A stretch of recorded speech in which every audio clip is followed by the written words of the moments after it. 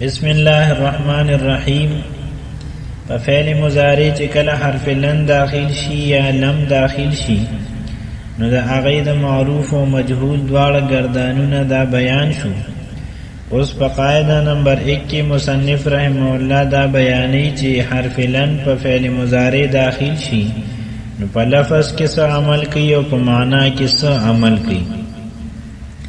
لن مضارع مثبت کی شروع میں لاؤ اور واحد مذکر غائب، واحد مؤنث غائب، واحد مذکر حاضر اور متکلم کے دونوں صیغوں میں آخری حرف پر بجائے پیش کے زبر دے دو. حرف لن چې کله په مضارع مثبت کې په شروع کې راوړي په دې پنځو صیغو کې په آخر کې دا پیش په ځای باندې زبر ورکه. هغه پنځه صیغې دي: یفعلوا، تفعلوا، تفعلوا، افعلوا، نفعلوا. واحد مذکر غائب، واحد مؤنث غائب، واحد مذکر حاضر اور متکلم دواړه صیغې.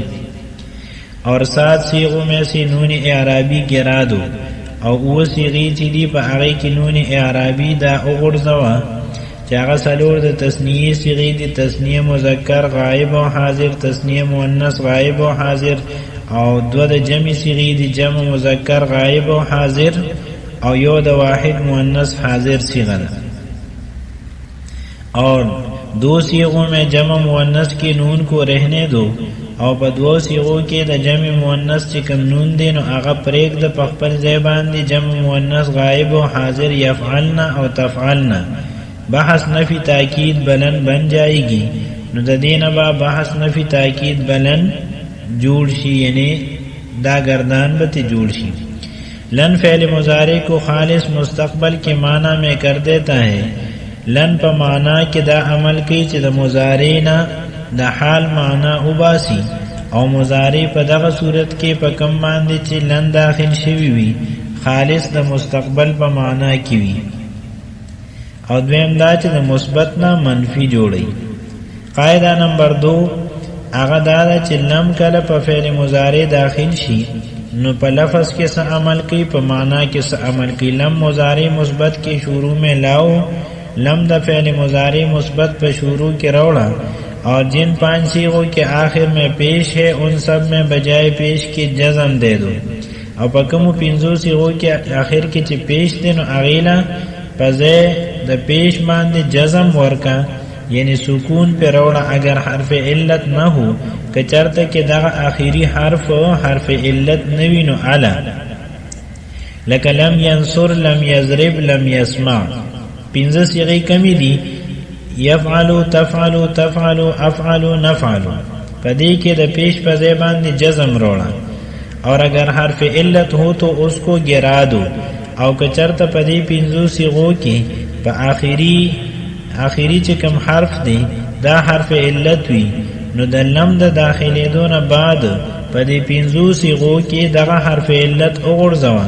لکه یدعو د لم د داخلېدو نه بعد به و وغورځېږي، لم یدعو ویل کېږي. یرمی په دې کې به د لم د داخلېدو نه بعد یا وغورځېږي، لم یرمی داسې به ویل کېږي. اور یخشا په دې کې به د لم د داخلېدو نه بعد الف وغورځېږي، لم یخشا ویل کېږي. اور 7 صیغوں میں نون اعرابی گرا دو او 9 صیغې چې کمی دي په کم کې چې آخر کې نون اعرابي دي هغه وغورځوه. 4 د تثنیې صیغې: تثنیه مذکر غائب او حاضر، تثنیه مؤنث غائب او حاضر. 2 د جمع مذکر غائب او حاضر صیغې دي او 1 د واحد مؤنث حاضر صیغه ده. او 2 صیغوں میں جمع مؤنث کے نون کو رہنے دو اور په 2 صیغوں کے د جمع مؤنث نون پرېږده، باقی یفعلنا، تفعلنا، جمع مؤنث غائب و حاضر. بحث نفی تاکید بلم بن جائے گی نو په دې صورت کې به بحث نفی تاکید بلم دا جوړ شي.